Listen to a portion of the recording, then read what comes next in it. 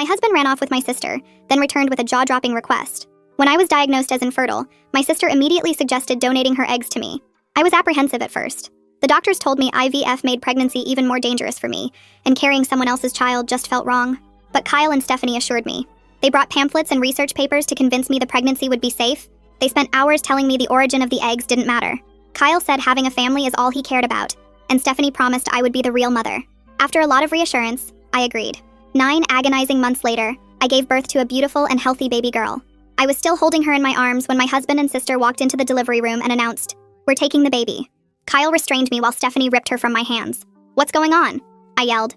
"Me and Steph have fallen in love," Kyle said. "We've thought about it. She's the real mother of my child. You were just the incubator." I couldn't even process what was happening.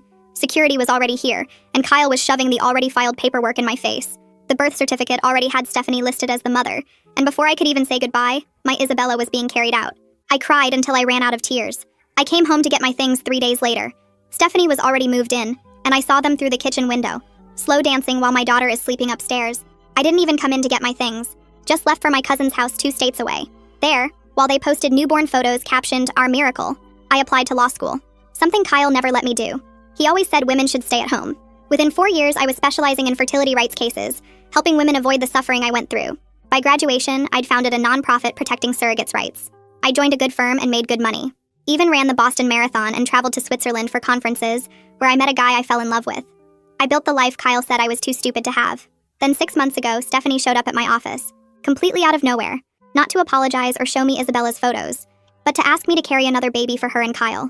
"My body is my brand now," she said. "I'm a lifestyle influencer. I can't lose my figure. You've already done it once." I stared at her in disbelief before telling her to get out. She tried to guilt trip me, but I had people escort her out. I went home thinking that was that, but I was wrong. The harassment started immediately. Suddenly, I was getting bombarded with texts about ovulation schedules. Kyle was showing up at my firm. Their friends were ambushing me at the gym 5 hours away from their house. After 2 weeks of harassment, I was done. My work performance was getting affected, and my long-distance relationship was suffering. I called my paralegal friend Claire. I need to destroy them, publicly, but legally. Claire came over with wine and her laptop. We spent 7 hours building the case from hell. I reached out to their friends and found out something.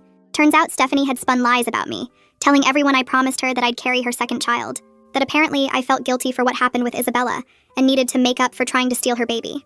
And because I never contacted Kyle or his family again, she'd told them I'd abandoned Isabella too. I remember staring at the lies with a shocked Pikachu face. But I was laughing too. I had a goldmine on my hands. I remember documenting everything. I contacted the delivery room nurses.